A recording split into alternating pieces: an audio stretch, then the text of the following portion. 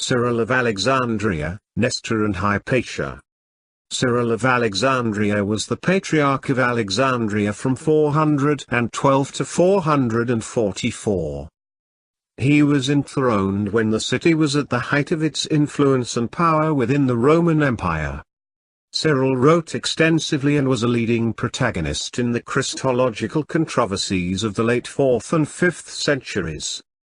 He was a central figure in the Council of Ephesus in 431, which led to the deposition of Nestorius as Patriarch of Constantinople.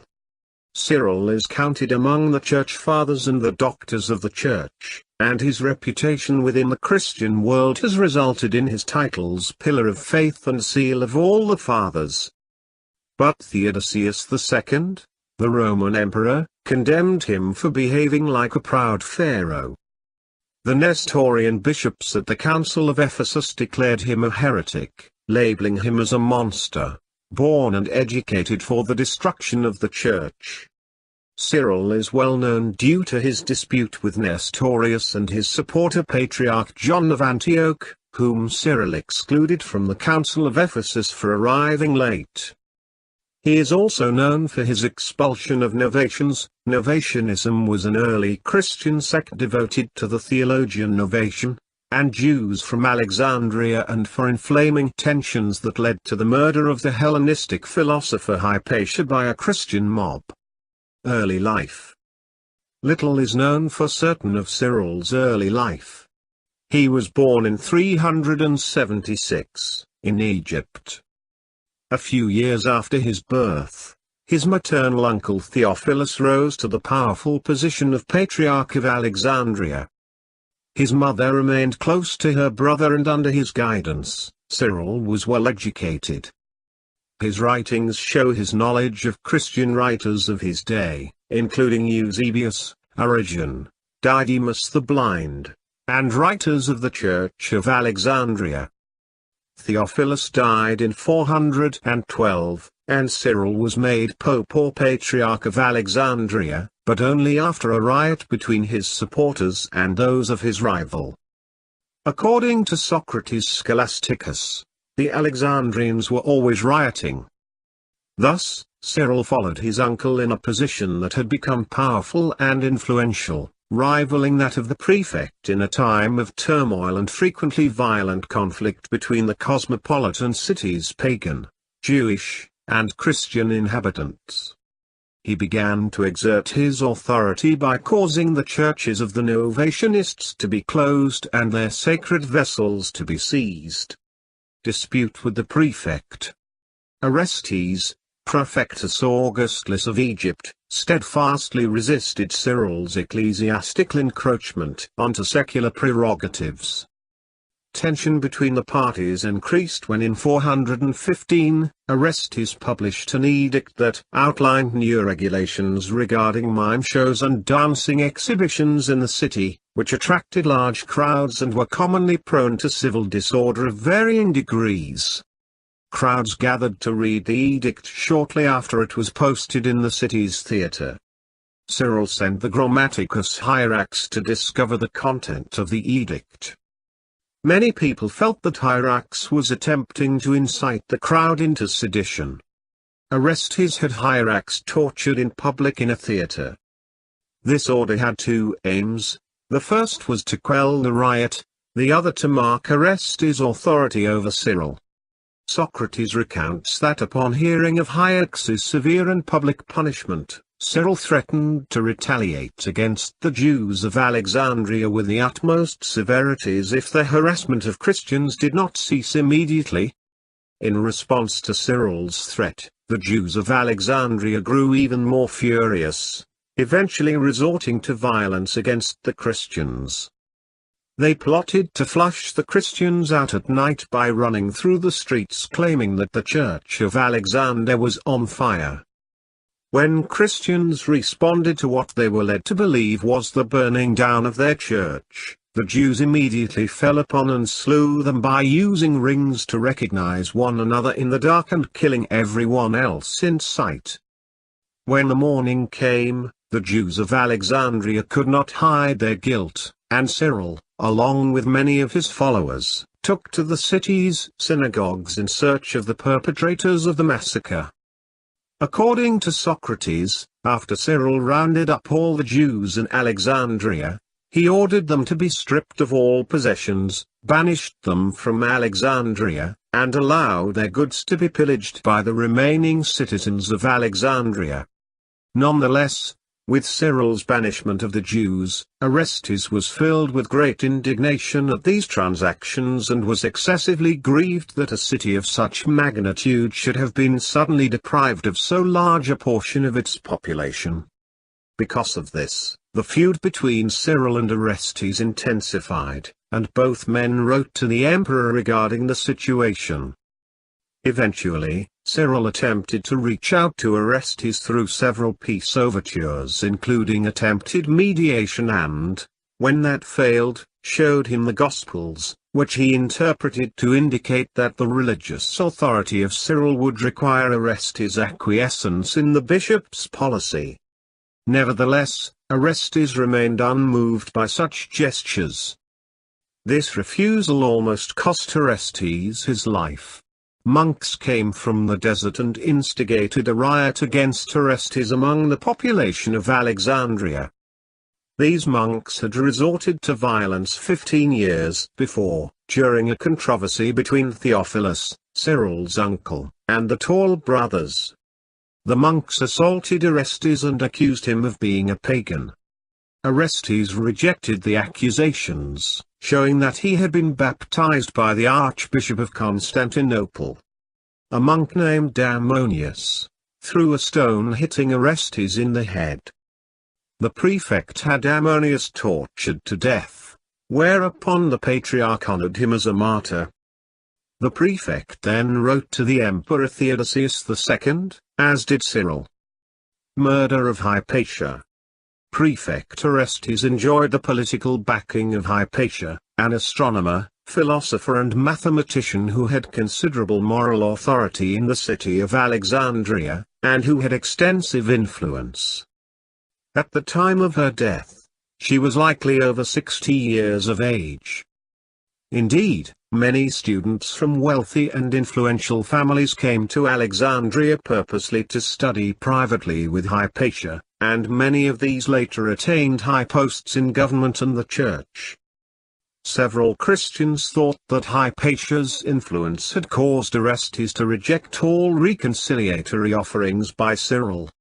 Modern historians think that Orestes had cultivated his relationship with Hypatia to strengthen a bond with the pagan community of Alexandria, as he had done with the Jewish one, in order to better manage the tumultuous political life of the Egyptian capital.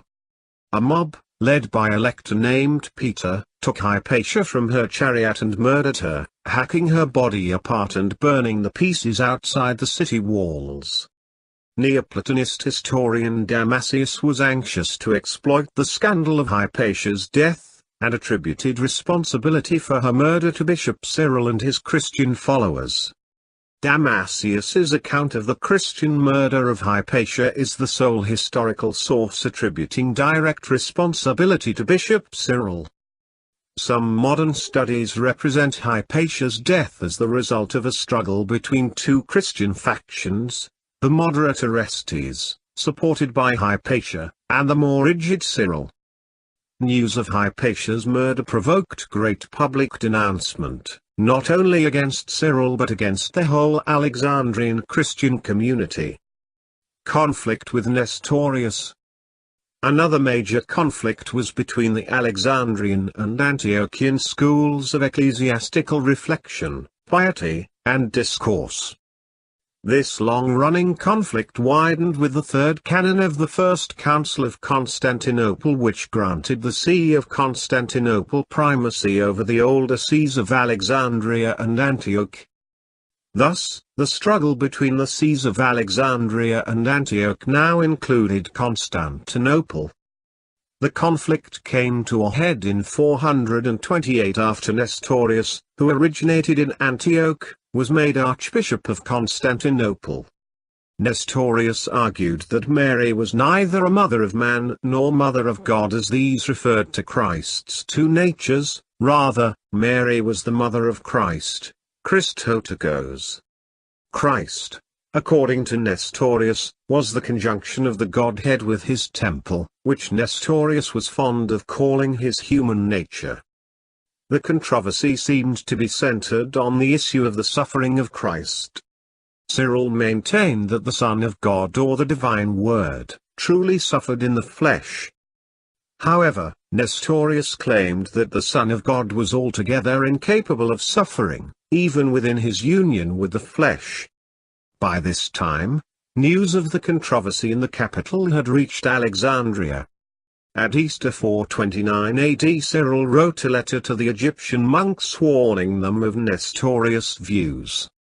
A copy of this letter reached Constantinople, where Nestorius preached a sermon against it.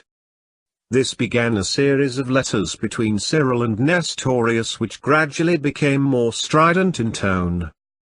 Finally, Emperor Theodosius II convoked the Council of Ephesus, in 431, to solve the dispute. Cyril selected Ephesus as the venue since it supported the veneration of Mary. The council was convoked before Nestorius's supporters from Antioch and Syria had arrived, and thus Nestorius refused to attend when summoned. Predictably, the council ordered the deposition and exile of Nestorius for heresy.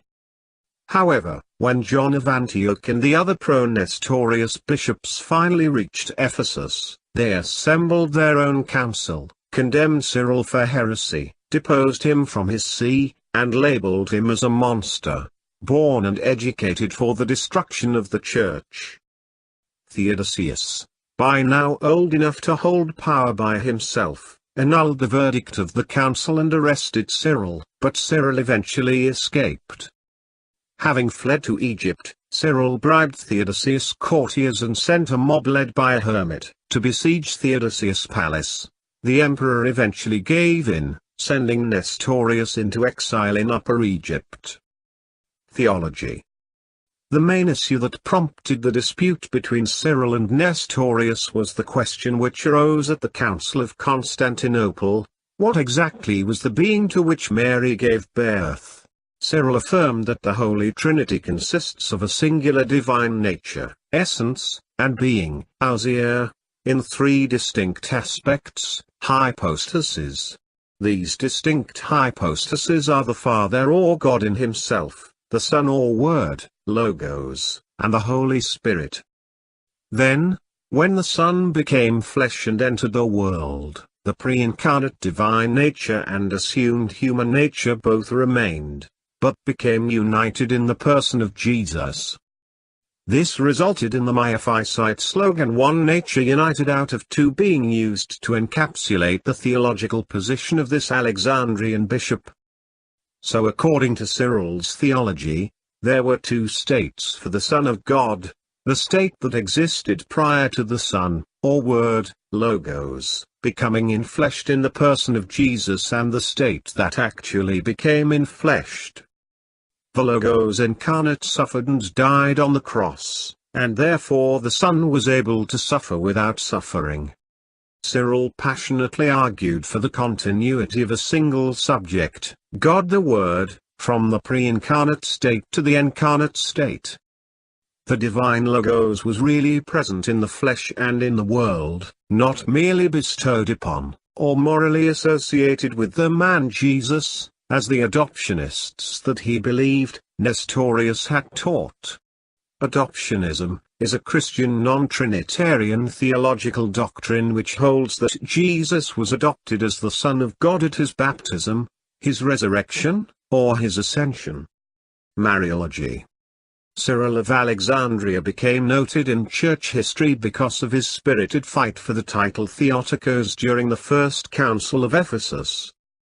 His writings include the homily given in Ephesus and several other sermons. In several writings, Cyril focuses on the love of Jesus to his mother. On the cross, he overcomes his pain and thinks of his mother. At the wedding in Cana, he bows to her wishes.